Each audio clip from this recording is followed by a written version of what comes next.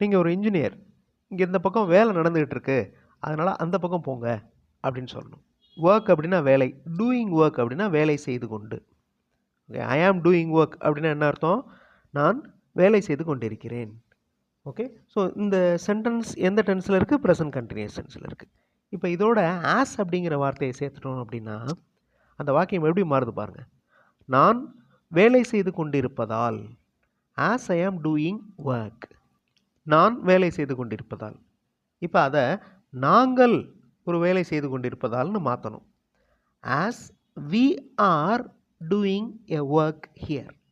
இப்போ இங்கே அப்படிங்கிறத இந்த அறையில் நம்ம மாற்றுவோம். நாங்கள் இந்த அறையில் வேலை செய்து கொண்டிருப்பதால், as we are doing a work in this room. Okay, phrasal verb ஒன்று பார்க்க போகிறோம். Going on. கோயிங் ஆன் அப்படின்னா என்ன அர்த்தம்? நடந்துக்கிட்டு இருக்கிற அப்படின்னு அர்த்தம். இப்போ இதை அப்ளை பண்ண போகிறோம். A work is going on here. ஒரு வேலை இங்கு நடந்து கொண்டிருக்கிறது. Here a work is going on. இப்போ இந்த வாக்கியங்களை பாருங்களேன். இங்கு ஒரு வேலை நடந்து கொண்டிருப்பதால் அனைவரும் இரண்டாவது வாசல் வழியே உள்ளே வாங்க அப்படின்னு சொல்லணும். கமெண்ட்டில் ஆன்சர் அனுப்புங்க. ஃபுல் வீடியோ பார்க்குறதுக்கு தமிழ் வழி இங்கிலீஷ் சேனல் பாருங்கள். அதனுடைய லிங்க் டிஸ்கிரிப்ஷனில் கொடுத்துருக்கேன். தேங்க்ஸ் ஃபார் வாட்சிங்.